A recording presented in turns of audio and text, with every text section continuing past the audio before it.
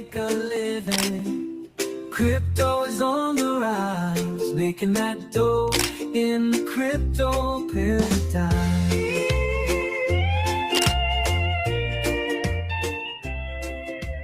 Watching it go, buying low, selling high.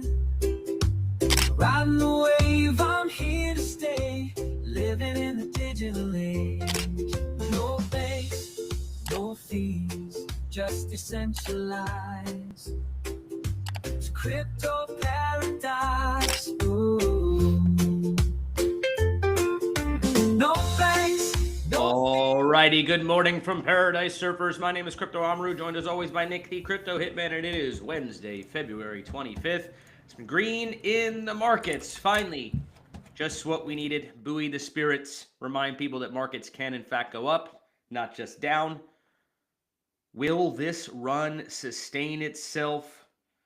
Are we looking at a true reversal or just a short relief rally and then more red? I have reason to be optimistic. We will get into why we believe the market manipulation may be beginning to decrease now with the lawsuit against Jane Street. Big story if you've been following on X throughout the past couple days. By the way, we are seemingly not live on Twitter. I don't know why. Technology. Can't live with it, can't live without it. All right, so market bounced. Bitcoin, 5% like in an hour. Solana's up big. Ethereum, everything's up pretty nicely off the lows.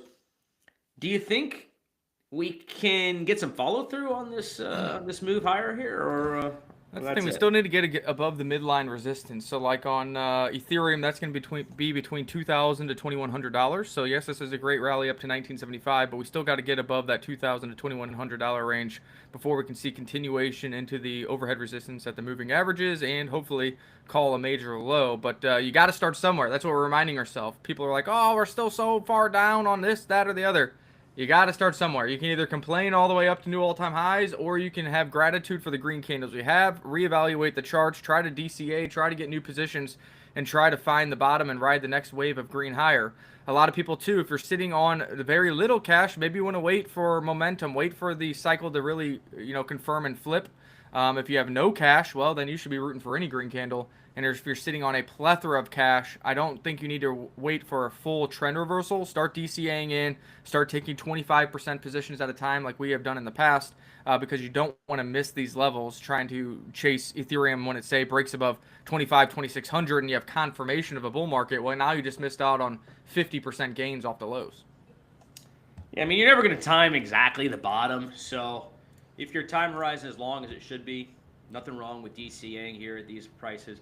No one truly knows whether we'll see a V-shaped recovery or whether it's going to break down further. Realistically, nobody really knows. But, looking at every other asset, basically all-time highs still. I know some stocks are off their highs, but basically all-time highs. Gold still doing very, very well, even silver.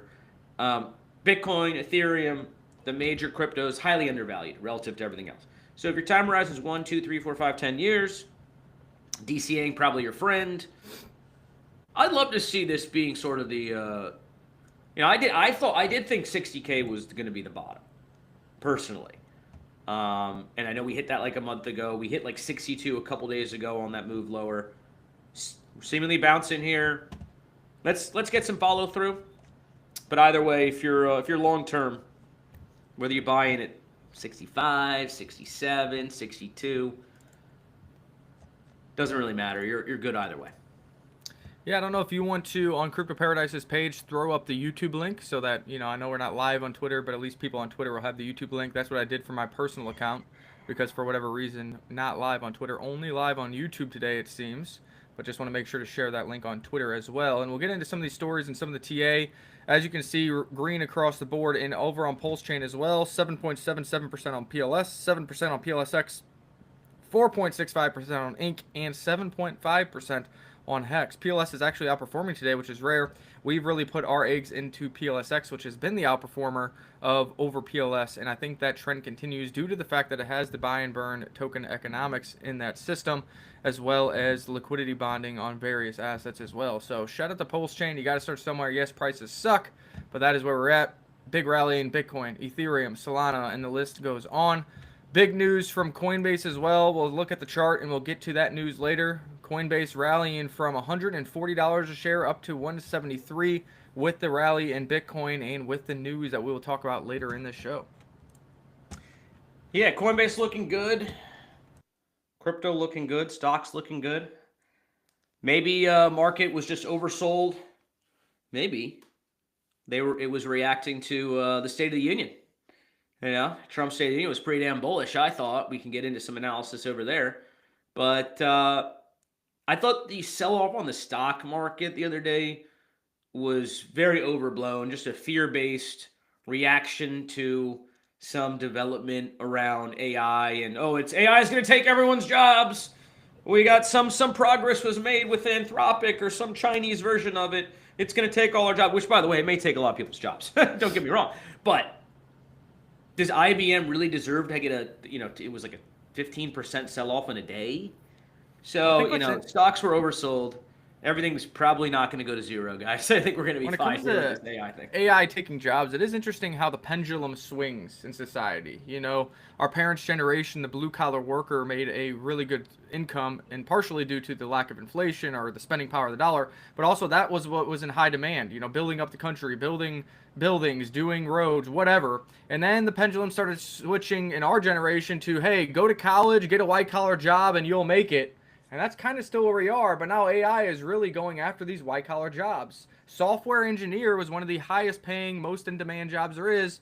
Now it's becoming obsolete. ChatGPT can write that same software in minutes and save hundreds of thousands of dollars of salary a year. A lot of other white-collar jobs. I used to work in an institutional financial firm. The performance department, we had to keep adding people as we got new clients. Well, I bet you right now if I was doing that same job with AI and macros within Excel, they would actually be able to shrink that down, and each individual employee would be able to take on more clients due to the functional roles of inputting data, gathering data, all that can be done by AI or sped up by AI. I could go out and into the portal login still, but as soon as I downloaded those files, I can run that through an AI prompt and it will grab all the data I need. I don't got to sit there and read a 20-page document anymore. So it is interesting to see these high-paying, white-collar jobs that do take intellectual thought maybe going to be waned out. Obviously, they'll still be there, and the people who are there will probably get a pay increase, but it'll still be cheaper for the company because instead of two people doing the job, you can have one person doing the job for 50% higher pay. That's the trend I'm seeing, and we're starting to see union work, blue-collar work. I'm eye-opening working with my buddy in his roofing company, helping him out on the sales side. Those numbers are increasing because the demand is there and supply of good talent, good employees just isn't there. Nobody wants to get their hands dirty anymore, so their hourly wage continues to grow. So it is interesting to see the pendulum swinging just like we see it in crypto and stocks and investments. It's happening right before our eyes with technology and where money can be made for humans doing real-world jobs. Yeah, I think the moral of the story there is understand that society evolves. Technology is probably the main driver of that. Things do change, and so what worked 20, 30 years ago is by no means guaranteed to work today. And in fact, probably won't. I was talking to, who was it, a dad that came over for my son's birthday, and he was talking about, similar thing. College, we're all sort of like skeptical that a 4-year university degree outside of maybe a handful of majors and, a small sliver of the total universities out there, probably not worth the price tag if you're paying full price, $200,000 or something, going into all that debt, and then what's waiting for you the other side. AI took all, it's going to be taking more and more of the white collar work in all likelihood. He was saying how, his son probably more, aligned with the blue collar work, but it's like blue collar work 2.0. It's like building out data centers.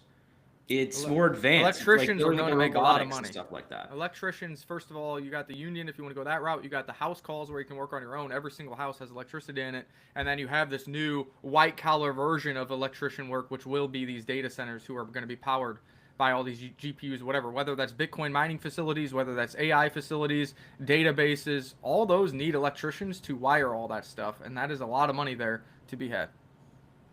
Yeah, I don't like dealing with electricity personally. I change some light switches and maybe some ceiling fans. That's kind of the peak of my electrical work. I don't like getting shocked, but shout out to those who know what they're doing because they're going to be making a killing here in the next 5 or 10 years. Oh yeah, I can't do any kind of like housework and shit. I have to hire people for most of it. I'm pretty pathetic in that sense. But yeah, I mean, I think society will adapt to this new normal. I think what we're seeing around the markets and even in conversations like this is it's a lot of fear-based reactions. I know technology is moving fast. AI is moving very fast, but people will adapt and evolve. Yes, there will be some losers. Some people will lose their jobs, but in most cases, I think we'll adapt. New jobs will be had. People will retrain themselves. People who are at the end of their careers are going to retire anyway. I think it's all going to be fine. And even the likes of, IBM, it's also going to be fine. It's also going to adapt. And so that sell-off we saw the other day was completely overblown. The more interesting thing, I think, on the topic of AI and as it relates to crypto and risk assets is, does AI make everyone more productive, like you were mentioning, which is a deflationary force and factor, drive inflation down, and then the Fed is forced to act and cut rates to maybe 2% or something like that? That's what a lot of people are saying. Let's hope it happens. Let's hope it happens because that's another long-term trend you guys got to be looking out for here. But what other topics we got crypto-wise, politics-wise? Well, why did we see a bounce? Maybe it's the State of the Union. We'll talk more about that here in a minute. Or maybe it's because of who we've been talking about. Jan Street, our favorite meme, Hottie. Hottie with the body finally losing money. No longer shopping at Starbucks. Going to be making K-Cups at home. Latest, Bitcoin surges over 65,000 as the 10 a.m. manipulation reportedly stopped. Bitcoin surged 3.5% past 65,000 hours after Jane Street, a key authorized participant for BlackRock and Fidelity's Bitcoin ETFs, was hit with the lawsuit. Crypto community members were quick to connect the timing, with some claiming the firm's alleged 10 a.m. dumps had finally stopped. Did they run out of Bitcoin? Do they understand they're going to be going to prison, so they're trying to clean up their act? Who knows? Jane Street commands roughly a fifth of global trading revenue alongside rivals Citadel Securities and Susquehanna. I don't know what that last one is, but anyways, we talked about Jane Street in a couple topics. Number one, that we believe they were the 10 a.m. sellers. Number two, that we think they are heavily manipulating or taking advantage of the opportunities with the spot and leverage traditional crypto markets versus the spot and leverage on-chain crypto markets to make money, but it's really suppressing price. And then yesterday we talked about how they were a major player of insider trading that spurred the Luna collapse. The Terra Luna collapse then had a domino effect into Voyager, FTX, and so many other products in the crypto market that really created the deep lows of last cycle's bear market. So what are your thoughts on Jane Street? Are they finally getting caught with their hand in the cookie jar? Are they going to stop selling? Are they out of Bitcoin? What do you think's going on here? Hopefully. I mean, we haven't gotten confirmation that they were in fact a 10 a.m. seller, but it's a reasonable theory to speculate on anyway. Hopefully this lawsuit, and my guess is a criminal investigation that's going to follow, removes some of that overhang we saw around, price manipulation, leverage trading, etc. But I don't know if we're completely out of the woods there, because it's not as if Jane Street is the only player who benefits from manipulate price up or down. Yeah, all these centralized exchanges benefit big time. And there was another thread on X I read this morning. In the market, liquidity is thin. It's easy to manipulate price up or down. That's how Binance and Bybit and all these big exchanges make a lot of money. Is wrecking the leverage traders. So I think we really need the Clarity Act. If we're going to clean up this space, we shouldn't really tolerate this level of manipulation, first of all. We need the Clarity Act, though, before it truly is a thing in the past. But very happy. Let's get Jane Street out of the market. Let's sue them. let's sick the regulators on them. If they, in fact, orchestrated all this with insider trading and wrecked people to the tune of $200 billion or something. They need to get what's coming. But I think we need a little bit more than that before this space feels safe for average Joes to play around in. And talking about exchanges that benefit off of thin liquidity, big news out of Coinbase. I don't think people understand how massive this is. Coinbase is positioning to become the default investing platform. 24/5 stock trading, 0 commissions, $1 fractional shares. crypto plus equities in one portfolio. That's how you build the everything exchange. The more investors on board through Coinbase, the easier it becomes to introduce them to on-chain experiences, Bitcoin, Ethereum, base chain, and altcoins, of course.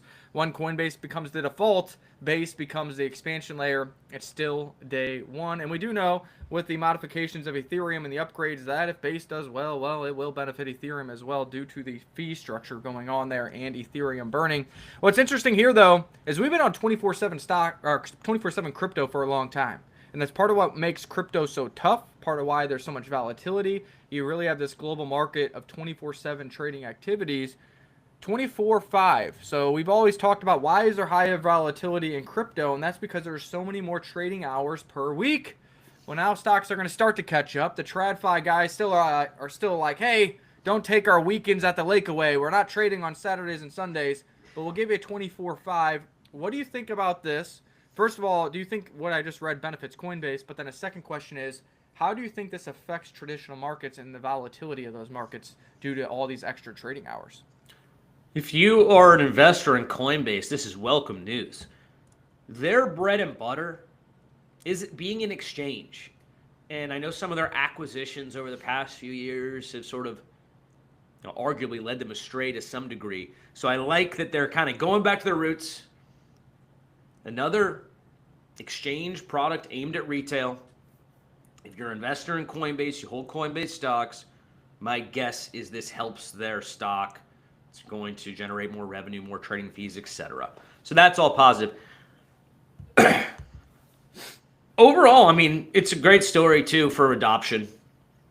I think the biggest point that this post makes is you now have stocks and crypto in one place, and it makes it easier if you start buying stocks, fractional shares. That's very interesting as well. You start buying stocks of companies on Coinbase. That's a lot easier to then onboard them into Bitcoin, Ethereum, etc.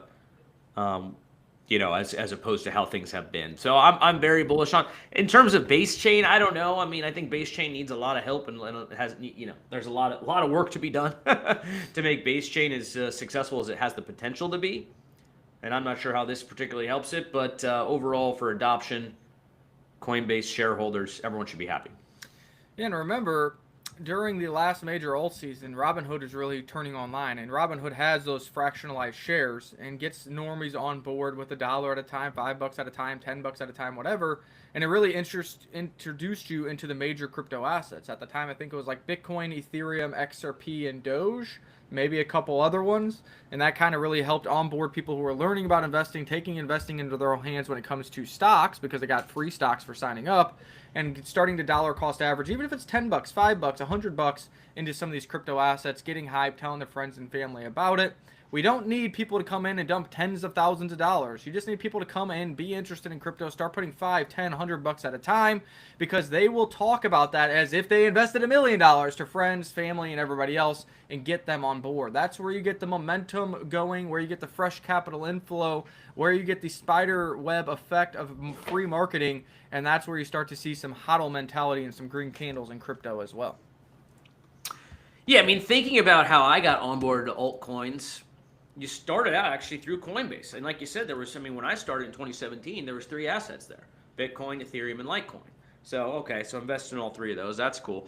Those go up, but then you start to take a little bit of a deeper dive, if the market is bullish anyway, and you learn about altcoins, and you see, oh, wow, that one did like 10,000%. The greed takes over, and then all of a sudden you're in the trenches. At the time, trenches were Binance. There were no DEXs. Or Cryptopia. Yeah, I mean, there was a handful of random, shitty exchanges. KuCoin came out around that time as well. But in any event, you started going to the trenches, playing around there. I happen to have gotten wrecked at that time because, of course, as a newbie, you get wrecked. But the key component to all of that happening, I wonder if 2017, 2018, well, 2018 was a bear market, but 2017 was a bear market. Price go down throughout that whole year instead of price go up. And you can look at the Bitcoin chart in 2017. It was like an unreal parabola. If it was the opposite, if it was like dump, I don't think I'd be sitting here today. I think I would have stayed as a lawyer and doing whatever 9 to 5, because crypto wouldn't have been an opportunity. So I guess my point is that we need green candles to onboard retail and get them excited. Like, you can have everyone come into Coinbase and, oh, we can trade this, that, the other thing. But if price don't go up, who's going to be trading? Yeah, nobody talks about it. That's the biggest thing, because there is still a lot of retail holders on Coinbase, on Robinhood, on on-chain wallets. They are just not active because they put a little bit of money in. They saw price go down. And a lot of people don't just panic sell. They just hold it and they're like, oh, wow, I got scammed on that or this or the other. None of them are telling their friends. None of them are bragging about it at soccer games. None of them are at work talking about, oh my gosh, this is up 20% today. Whether they have $5 in it, $100 in it, or $1,000,000, they all talk like they have $1,000,000 in it. And nobody is talking about it getting that flywheel going unless you have green candles. When there's green candles, even if their budget is $5 a week, they're going to be putting that $5 a week in because they see the opportunity, convincing their friends, convincing their coworkers, and it really changes the whole outlook on the crypto market. You don't have people calling it scams. You have people trying to figure out how to FOMO into the markets. That's what we need to get back to. So retail, I think, still is here in terms of wallet numbers, Coinbase users. They're just not active. They're not actively putting more money in. They're actively selling. They're not actively promoting it to their friends because they have nothing to brag about. They're down. People are probably like, hey, Joe Schmo, how's that Solana investment you made? You were telling me all about it. Oh, it's actually down 80% in the past 6 months. Nobody's talking about that, okay? So we need that momentum to come back. It's just like when you sports bet. A lot of people lose at sports betting. Don't let them tell you otherwise. But they all talk about their wins, and that's how they get more people onboarded into the sports betting. They all talk about their wins. Well, right now, there's no wins in crypto to talk about. Sadly, no wins, but that doesn't mean there will never be wins. Their market will eventually turn bullish. My theory and thesis, and this is backed by the data, is that we need 3 months of sustained uptrend. Not necessarily like insane parabolic move, but a sustained, 5% a month, 10%, and 15%. You get those sustained green candles, all of a sudden people will start paying attention. They'll start allocating some capital, and then that flywheel comes into effect. As more people FOMOing into the market, more retail buying up. Hopefully the market manipulators are gone or lessened at that point, so we can have some sort of sustained uptrend. But yeah, it can happen. It will happen again. We haven't had the confluence of factors to allow for it. It's been sort of the opposite, really, with the Fed policy being what it was, with the lack of, I think, regulation. Perhaps a good segue over to a topic I've been seeing on X. Oh, I know you got another story up, but would have Biden administration or Harris administration been better for crypto if they had kept? Yeah, I see those charts. Like if Kamala won, we'd be at 350,000, and they put a huge numbers because it's kind of satire and they don't actually believe that. I just don't think that's the case. Now maybe QT ends early if you believe the Fed is political, but the fact of the matter is, or maybe prices go up because inflation is still skyrocketing. I just saw a chart. Since Trump's been in office, their number is 2.7% inflation. True inflation number is lower than that, in the 2.2 area. Under Biden, it was 22% inflation in 4 years. So, I mean, maybe crypto prices keep going up, but if inflation would have kept trending that way, is that just a proxy of the depreciation of the dollar spending power? I don't know. You tell me. Also, we know that the stock market surged under Trump's win, and stocks have been going to all-time highs. Would that still happen under Biden? I don't know. You tell me. There was quite a few drawdowns under Biden, even though there wasn't big political tariff FUD or Greenland FUD or any of that. So I don't have that answer. My assumption would be no. That's because they literally, by now, a year after he lost, probably would have already killed crypto. Remember that. They were killing crypto. They were suing everybody. They had the SEC sicking out people that don't even live here. They were throwing people in prison. CZ wouldn't have been pardoned. You wouldn't have had the CZ, the Binance meme season. You wouldn't have had Binance BNB token going to $1,000. That's for sure. They had SEC sicked after Richard Hart. He beat the case. But, I mean, I think people forget how much they hated crypto, how much they were anti-crypto. There would be no Bitcoin strategic reserve. They would have sold 200,000 Bitcoin. And I guess your pessimistic view is, okay, maybe they would have hated it and USA would have killed it, but China would have stepped up and taken advantage of it. Maybe. But I just don't see, even with rose-colored glasses, how you could root for or believe that the people who hated crypto so much would have allowed it to prosper. Yeah, I think that's the biggest point. The lawsuits, the fact they were trying to kill it.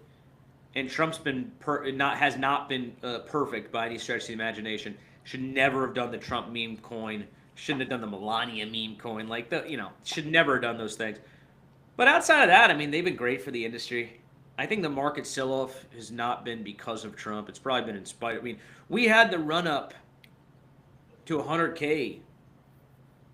Remember like the end of 2024, just based on Trump being elected. So I mean, yeah, the counterfactual. Obviously, we'll never really know Biden, Kamala getting elected, but no way they're better for the market long term. Long term, I guess you can make the argument like they would have gone after the manipulators more aggressively, maybe, but then a lot of those companies are offshore anyway, hard to get to. Yeah, the people that were going after were, Ripple, Coinbase, Pulse Chain, like all big names, and then Kraken, big names in the industry. U.S.-based companies. But not the bad actors. Right, exactly. Really. Exactly. So, yeah, it's a counterfactual. We'll never really know. I think you have to let the Trump plan play out a little bit more. Not only when it comes to crypto, when it comes to everything else. Like the tariff stuff. Great example. I saw just today that Apple investing, $600 billion in a plant in Houston to build Mac Minis. That, the economic benefits of that really won't be felt for a number of years, but would not have happened but for the Trump tariffs, right? So you have to let these things play out. A lot of them take a bit of time to see the benefits, but overall, I think Trump's been much better for this country than the policies that would have been set forth under, Kamala administration. Let's get to something that definitely wouldn't have happened under a Kamala administration. And we've been talking about stable coins. We've been talking about the Clarity Act, hopefully happens by March. And, Meta and Facebook believe that's going to be a thing. Zuckerberg becoming a Chad. He was a soy boy, like Vitalik, has become a Chad, understands that wokeness is dying. I don't like the fact that he was in support of the Democratic Party, all the woke ideology, all the privacy degradation that was going on, but he's trying to change himself. So do I forgive or do I forget? No. But he's trying to do better. He's supporting AI. He's supporting stablecoin, and he is becoming a Chad, training jiu-jitsu and UFC. And now we got here Meepo saying people aren't appreciating how big the Meta stablecoin news is. When Meta first unveiled Libra in 2019, it was a $1 billion market that went to $170 billion in just 3 years. Today, the market for stables is $300 billion. Absent any other growth, Meta-driven payments would send it to $1 trillion easily. Utilization of stablecoins within the Clarity Act and everything else obviously is bullish for crypto. He's been a proponent of utilizing Ethereum's tech stack for Meta and for stablecoins moving forward. What do you think Facebook and Meta has in store for its stablecoins and its tokenization of assets? And do you think it benefits Ethereum or any other on-chain asset? This is exactly what the Trump administration wanted and what the market should want when they passed the Genius Act, the Stablecoin Act. Because remember, all these new stablecoins, which I believe will absolutely be issued on either Ethereum mainnet or an L2 of Ethereum. Highly, highly unlikely it goes on any other chain. All of those stablecoins have to be backed by U.S. Treasuries. So, $500 billion, if you believe this analysis or something, is going to be bought to deploy the Meta stablecoin. Excuse me. Very bullish for Treasuries, very bullish for crypto, bullish for adoption, bullish for the end user. You do kind of have to worry and hope there'll be some safeguards. I mean, how is it? Is it going to be non-custodial? You're in your Facebook account, you're going to get a non-custodial wallet. How is it going to work? I don't know the logistics of how it will all work. But micro payments, P2P payments within Facebook, Facebook Marketplace is it's a massive thing. That's where you can go and buy and sell random shit. You know what I mean? In your basement. Oh, I got this random thing in my basement. Throw it up on Facebook Marketplace. Who wants to buy it? Now you'll be able to do instantaneous payments right there through the app on chain. I mean, yeah, it's super bullish. Overall, I can't think of anything bad about it. And this is a great example of what would not have happened under the Biden, 2.0. Because they never, stablecoins never would have been approved by them. So overall, bullish, bullish, bullish. By the way, I don't look at Zuckerberg as, either Chad or Soy. He's just like a pure capitalist. He will go and do wherever like the political winds blow if it's going to make him and his company money. I agree with that. And it also makes you, is like he changing as a person, or is he just changing as what is socially acceptable and just kind of floating through to stay relevant, stay business, stay making money? Because, under the Biden administration, or when Biden was going against Trump, all that stuff came out just like the X-Files came out for Facebook. It was all on the side of the Democrats and their whole woke ideology. And now that Trump won, now he's seeing, at these events with Trump, shaking hands with the Chads of Elon and Jeff Bezos and all these guys. And it's like, are you truly changing? Has your mindset or your ideology changed? Or are you just doing it because that's how you stay relevant and make a buck, like you said? Yeah, I mean, my guess is a combination of things, because the left has actually gone insane over the past 8 years or whatever. Like, you could argue that back in like 2019, 2020, whenever Biden was elected, you had the George Floyd situation, COVID. It was like a crazy time, so people are like looking for something different, and so they glommed on to Biden. But then the left just basically went insane over the past 4 years, like let in every single illegal immigrant. The trans kid playing against your daughter in sports is fine. It's great. Let's let him have a sex change at age 9. Let's root on the side of terrorists, and cheer for the death of innocent people, because, colonization or whatever. So the left went totally nuts. So my guess is Zuckerberg, if you asked him, why have you seemingly shifted to the right? My guess he would say, yeah, it's good for my business because free speech is better, and, we saw the political winds blowing in a certain direction.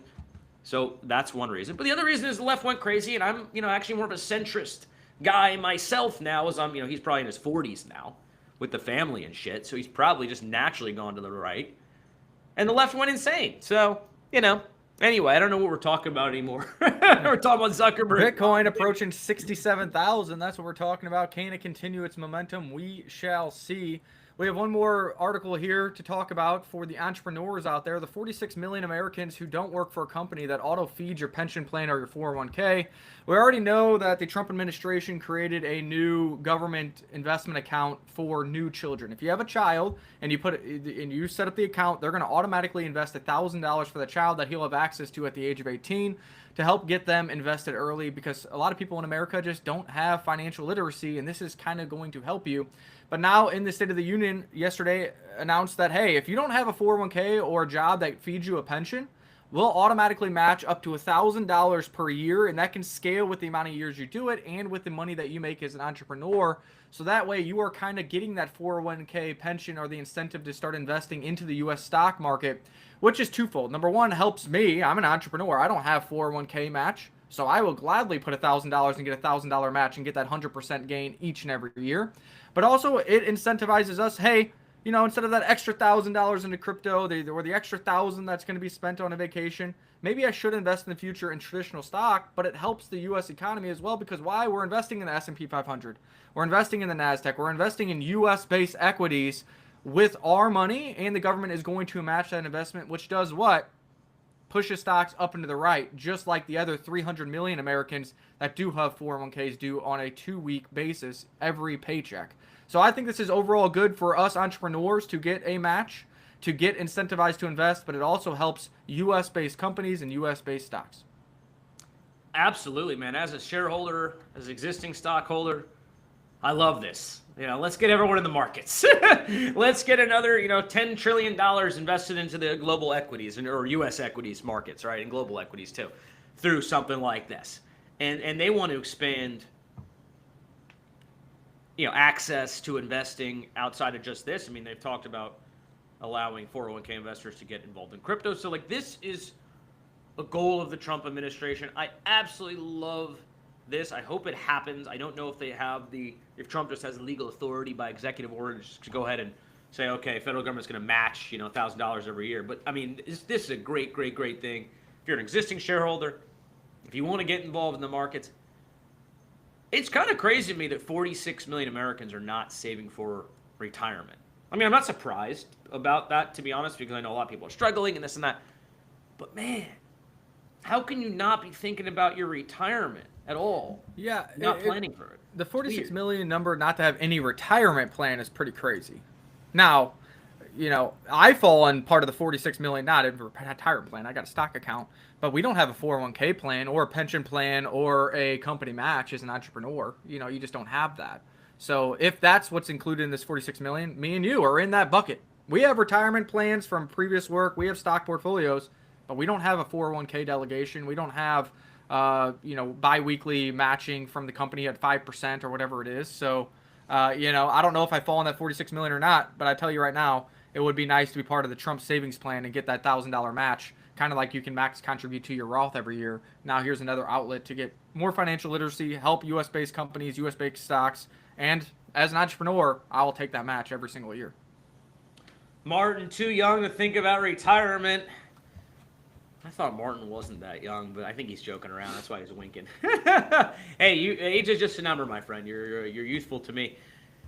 Moonmutt doesn't like everything Trump does, but damn glad he's here. Yeah, I mean, I feel the same. I don't love everything Trump does. You think every single thing that happens politically, you have to love? No, of course not. Like, I definitely don't want him to go to war with Iran tomorrow. I've been on record saying that a number of times.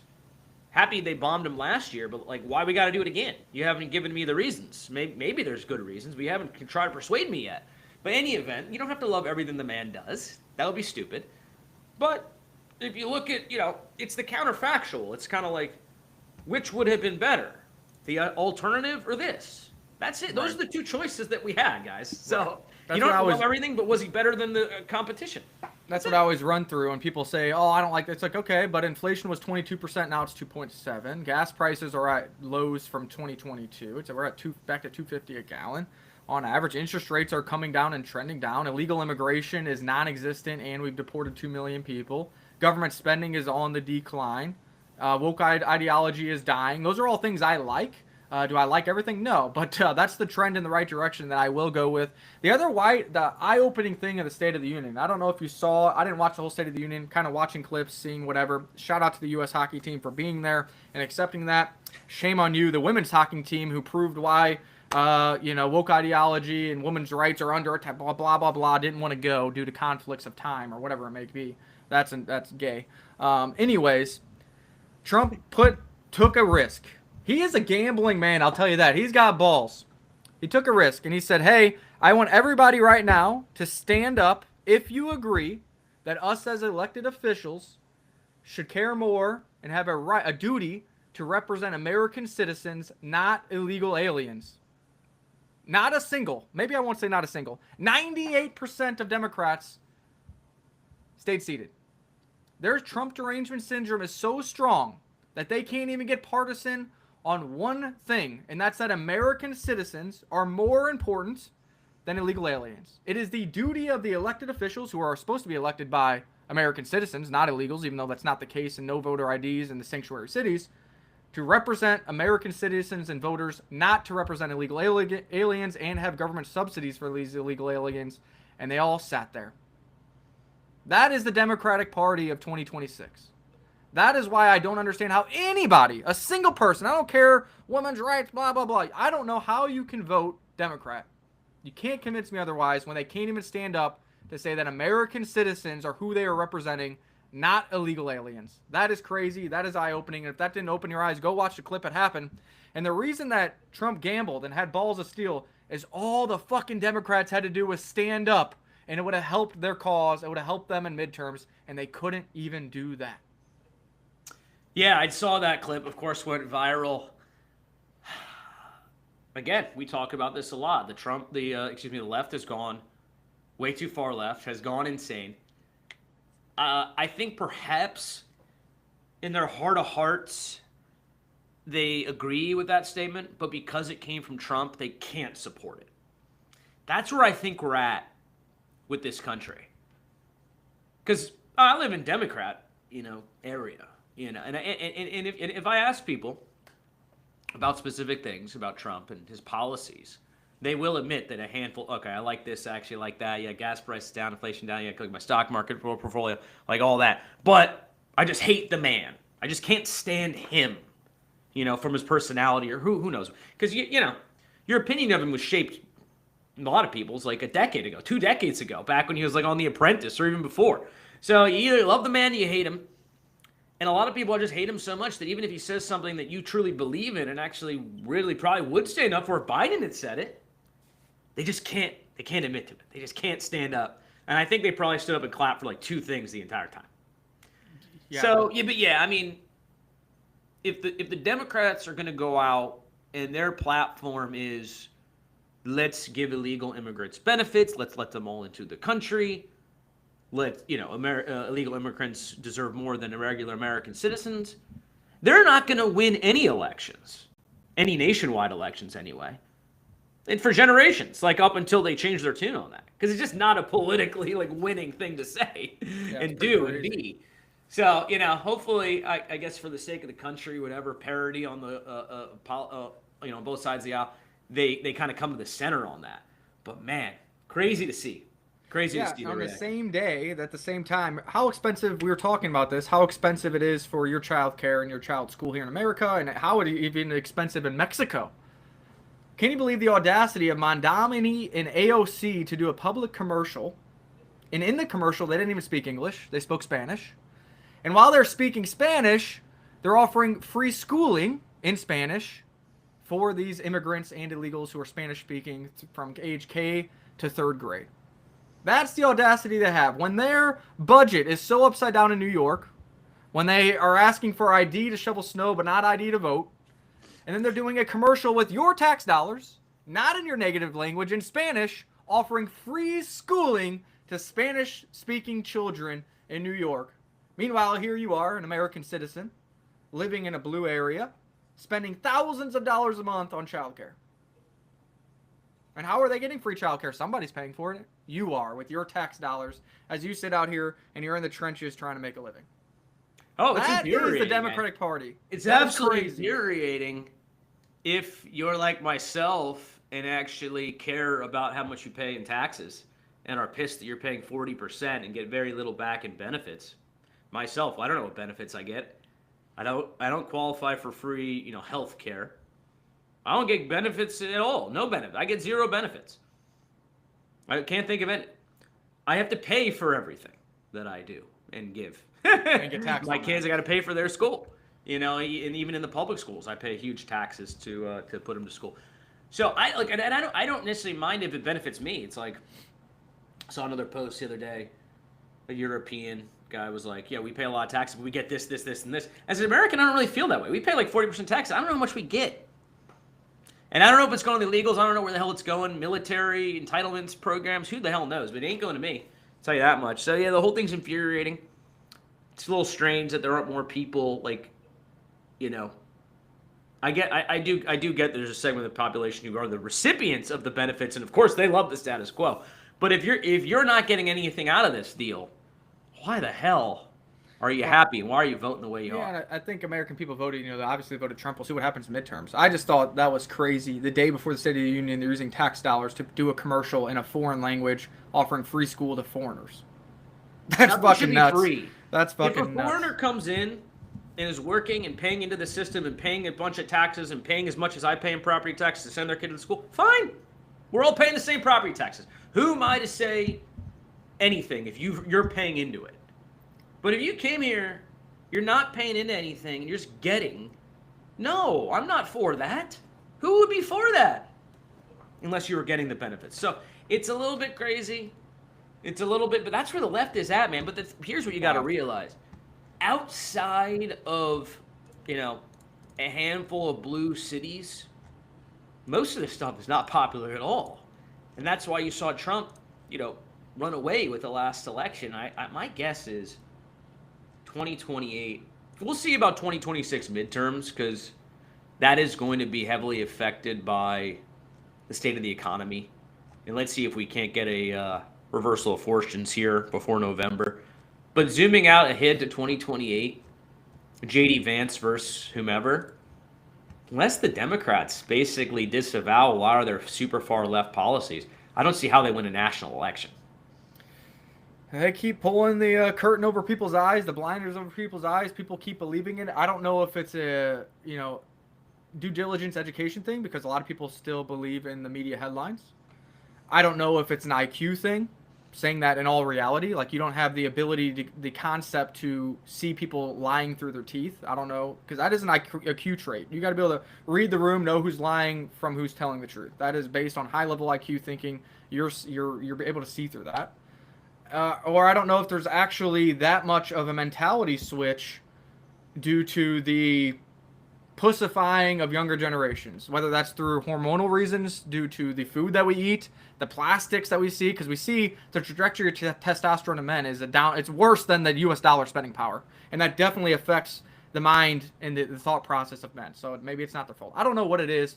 It was nice to see that Trump won the election, but we need a switch in the course of action. We need to keep trending in this direction. I think it's best for the country, it's best for the world, and it's really best for humankind, in my opinion. Maybe you disagree, but that's just the way I see it, and it's really hard for me to get on the side of any Democratic policies really at all. I don't know if I can name one right now that I think is the proper course of action from the left right now versus the middle or the right. I have a simpler explanation for why people vote the way they do. It's just inertia. It's just like, this is how I've always voted. My parents vote this way, and there's no thinking beyond that. It's just, I'm a Democrat. Whatever they do and say, doesn't matter. This is how I've always voted. This is how my family, the people around me, they all vote. And so that's what I'm going to do.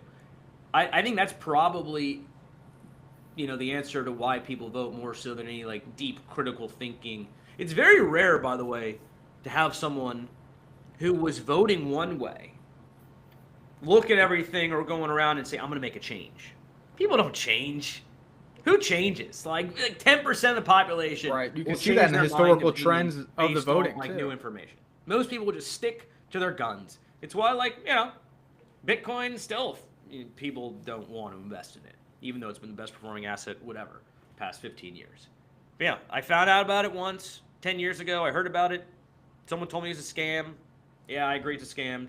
Nothing you can do or say to change my mind. That's 90% of people. That's true. Now, fair. Bitcoin will go up to $1 million because of institutions and because of smart people who will eventually invest. And there's a lot of money out there, and Bitcoin's such a small asset class. We don't even need a lot of retail ultimately for it to go to $1 million.